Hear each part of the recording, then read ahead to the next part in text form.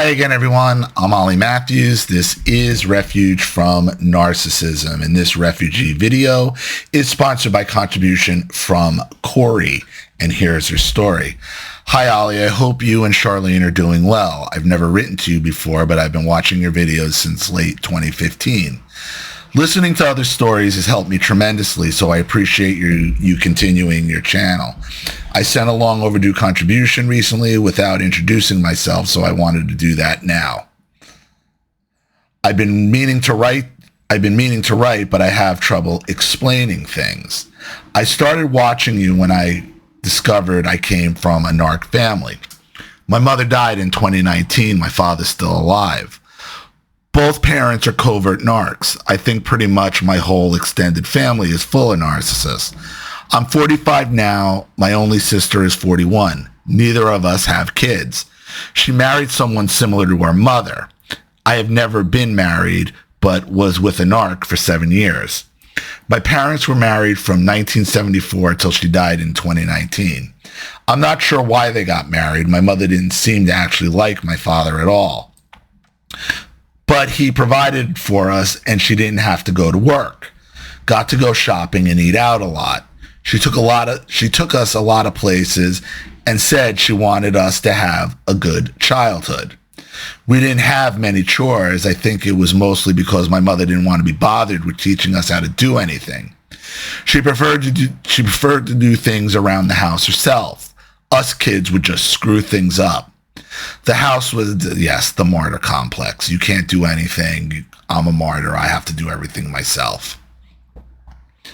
The house was spotless and the yard was well maintained by my mother. She was verbally and emotionally abusive, not physically, directed at my father and pretty much everyone else besides me and my sister. Her abuse of me and my sister was more subtle, and I had no idea that she was so abusive till I started reading about emotional abuse. We were kind of spoiled in that we had a lot of material things, but I was talked to like whatever I said was unimportant or laughable. I think that as a kid, I knew that even though my mother didn't directly call me names, I was being judged and criticized behind my back because that's what she did. That's what she did with everyone. Right. I mean, if like my parents, especially my mother, gossiper, shit talker, talked about all her friends, all her family. If they were in the car together or if they were alone, they were shit talking somebody. Okay, it didn't matter who it was. So just assume, okay, when you're not around, that they're shit talking you because they do it with everybody. We lived 4 hours away from all my grandparents, aunts, uncles, cousins on both my mother and father's side of the family. I had no relationship with any of my extended family. My mom kept us away from them. We visited a few times for a wedding or something like that, but they were essentially strangers to me. It was probably a good thing we weren't around them, hearing stories and now knowing the extent of narcissism in the family. So even though my mother recognized that her and my father's families were fucked up and kept us away from them, she ended up repeating the pattern in a different way. My parents didn't drink, smoke, gamble, or anything like that. She could be counted on to pick us up on time and take us places, sign us up for activities, etc. The environment of my childhood home was extremely invalidating and isolated despite her doing those things. I spent most of my time at home either outside if it was nice or in my room watching TV. She always decorated and cooked for holidays. We never helped, but the claim my father would make was that everything she does is for the children. There were always gifts for Christmas and birthdays, parties, etc. It appeared we were all taken care of.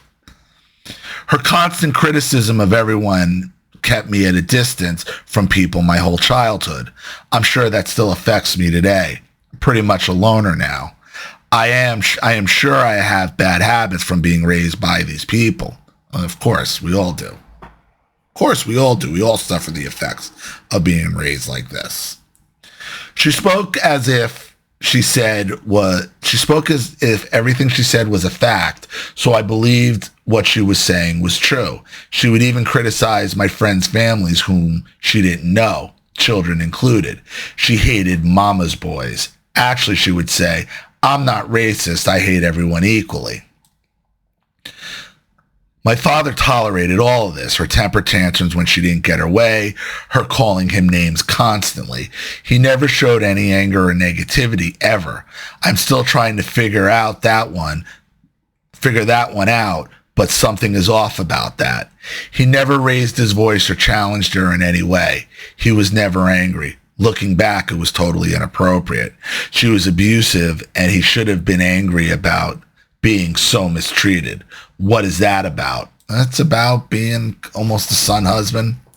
Probably your mother's not all that much different than his mother.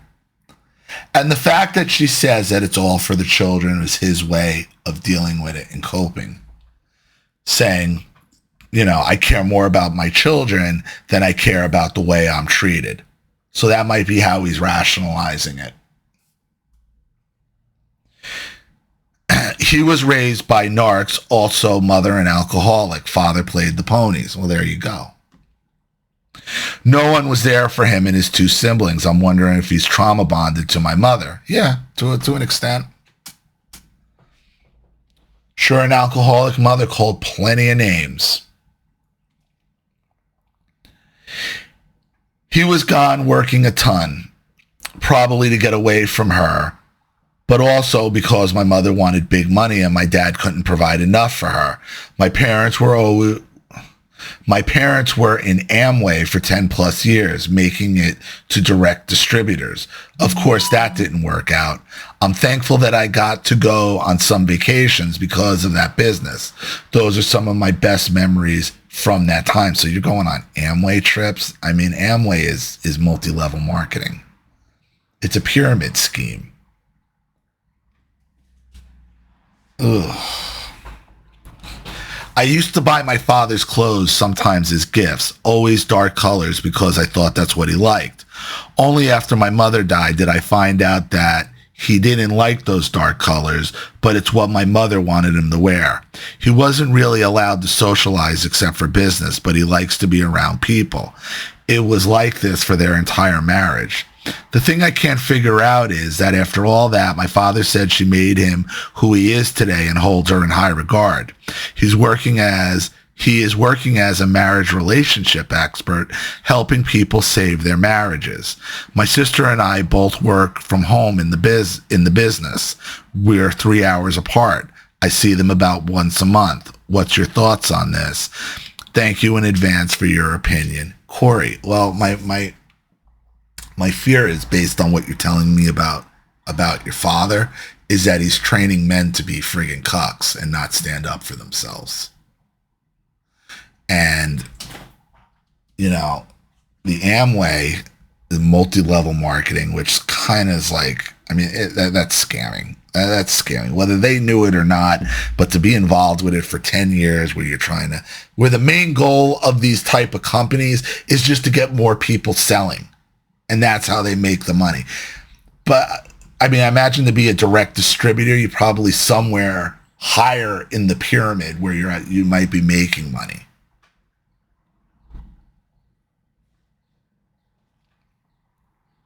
And the fact that, now he's working as a marriage relationship expert, helping people save their marriages. Well, if he's teaching them to save their marriages by never speaking up or defending themselves or standing up for yourself, you're not saving marriages. You're just creating more cuckolds and son husbands. So, and if you and your sister both work in that business, I'd be interested to know what the deal is. How is he saving these people's marriages? I don't know how much information you have on the day-to-day of what's being said to who about what. But it appears to me your father excused your mother's behavior by saying all she wants is what the best is for her children, and never stood up for himself. Never. Couldn't even tell your mother that he didn't like wearing dark. He couldn't even dress himself. If your father can't dress himself is not strong enough to say, I like lighter clothes instead of darker clothes, and can't stand tell his wife that, how is he saving anybody else's marriage?